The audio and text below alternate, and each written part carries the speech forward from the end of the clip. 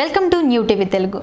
ఆంధ్రప్రదేశ్ సార్వత్రిక ఎన్నికల్లో విధులు నిర్వహించిన అధికారులు, ఉద్యోగులకు ఎన్నికల సంఘం అదిరిపోయే శుభవార్త చెప్పింది. ఏకంగా 1 నెల జీతం అదనంగా చెల్లించాలని ఆదేశించింది.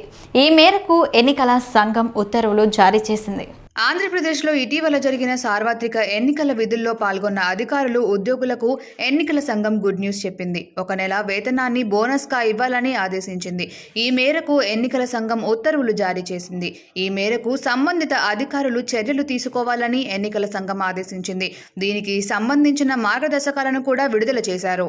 ఎన్నికల విధులు నిర్వహించిన డీఈఓలు, ఆర్ఓలు, ఏఆర్ఓలు, ఎన్నికల సిబ్బందికి 1 నెల బేసిక్ శాలరీని తక్కువ కాకుండా అందుకు సమానంగా చెల్లిస్తారు. సిఏపిఎఫ్ గెజిటెడ్ ఆఫీసర్లు, commandant, additional commandant, deputy commandant, medical officer, అందుకు సమానమైన ర్యాంకులు ఉన్న వాళ్ళకి 15 రోజులు లేదా అంతకంటే తక్కువైన 2,500 రూపాయలు చెల్లిస్తారు. 15 రోజుల కంటే ఎక్కువ అయితే వారికి 1,250 రూపాయలు చెల్లిస్తారు.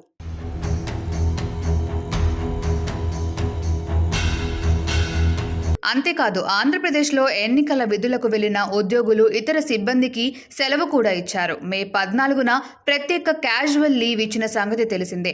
పోలింగ్ విధులు నిర్వహించిన ప్రెసిడింగ్ అధికారులు, అసిస్టెంట్ ప్రెసిడింగ్ అధికారులు, మిగిలిన పోలింగ్ సిబ్బందికి ఈ స్పెషల్ క్యాజువల్ లీవ్ ఇచ్చారు. ఇప్పుడు తాజాగా ఎన్నికల సంఘం 1 నెల జీతం బోనస్గా ఇస్తూ ఆదేశాలు ఇచ్చింది.